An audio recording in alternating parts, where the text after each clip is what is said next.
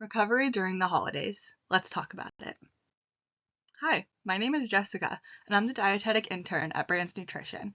I'm passionate about helping people struggling with disordered eating and eating disorders get to a place of recovery and peace. The holidays are an anxiety-inducing time for a lot of people. They're busy and can throw us off our routine. Things like lack of routine, a lot of socializing, group meals, and opinionated family members can feel like they're going to throw a wrench in recovery. These things and more can set off your eating disorder, which is not a fun beast to go to battle against. The good news is, we're talking about the holidays before they've started, so we can get ahead of these things and plan how to deal with the struggles that come up. When preparing for the holidays, step 1 is to identify your triggers. Step 2 is to prepare a response to the trigger. If you're having trouble identifying your specific triggers and more just feel general anxiety towards the holidays, your therapist and dietitian can help you unpack your feelings. That being said, your support system is a great place to start.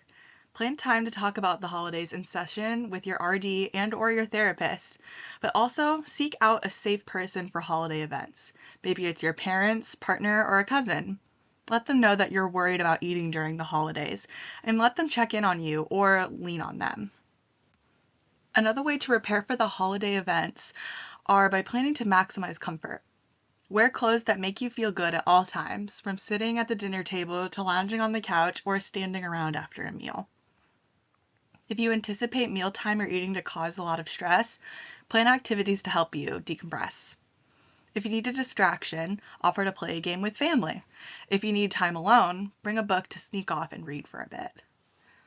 Scheduling breaks can also look more mindful. Lean on the support from your designated person to have conversations with after meals. Step away alone or with someone to rest and reset. Scheduling these times beforehand can help you determine what you're up for.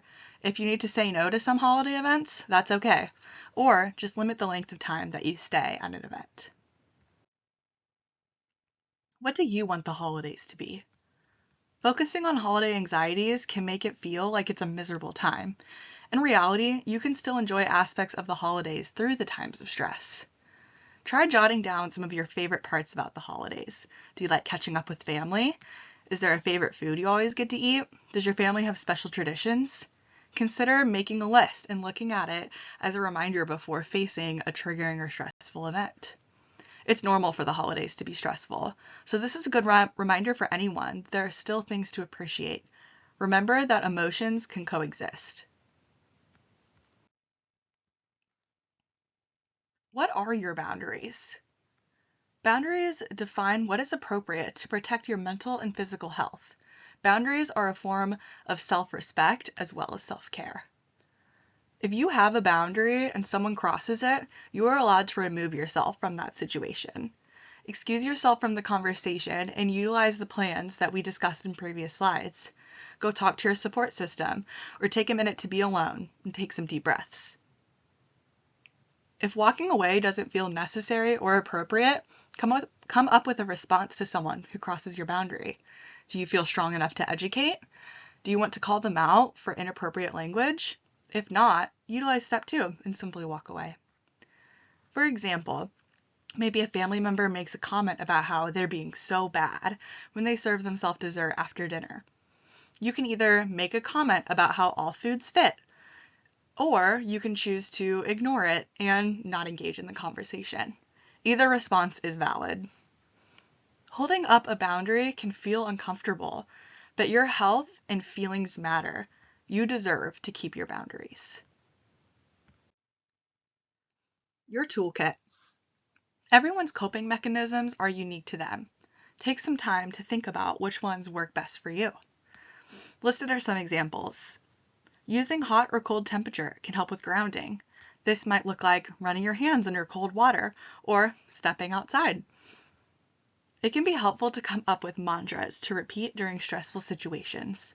Even write them down and read them around your house to come across. There are so many free meditation resources on apps, Spotify, or YouTube.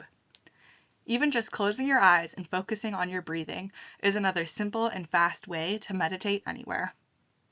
If breathing exercises are your thing, there are countless different types. Using visuals like box or finger breathing can be helpful too. Remember that anything can be considered taking a break. Stepping away from social situations to cope is also a tool. Having techniques ready to go may help you when you're triggered. You can utilize these tools and more during check-in times or even to yourself in the middle of stressful moments. Take some time in sessions leading up to the holidays to talk about what coping skills you have in your toolkit that work for you. Reminder, struggling does not equal failure. You are allowed to struggle. Struggling says nothing about your character or strength. Human beings are not perfect, so neither are you.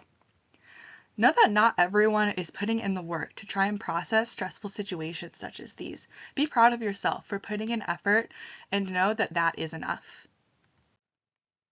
Some final thoughts. While we are trying to be prepared, I want to emphasize on trying. You simply cannot prepare for everything in life, and you can't predict the future. That leads to my next point, which is to not expect perfection. That's, again, impossible. The only guarantee in life is that nothing is guaranteed. You could try and plan in session for 100 different scenarios that may happen, but still an unexpected 101st could still occur. This is not to discourage you, but just to remind you that all you can do is your best. No matter what may seem to go wrong or be stressful, try to remember to find a happy part of the holidays, because good will still happen amongst the bad.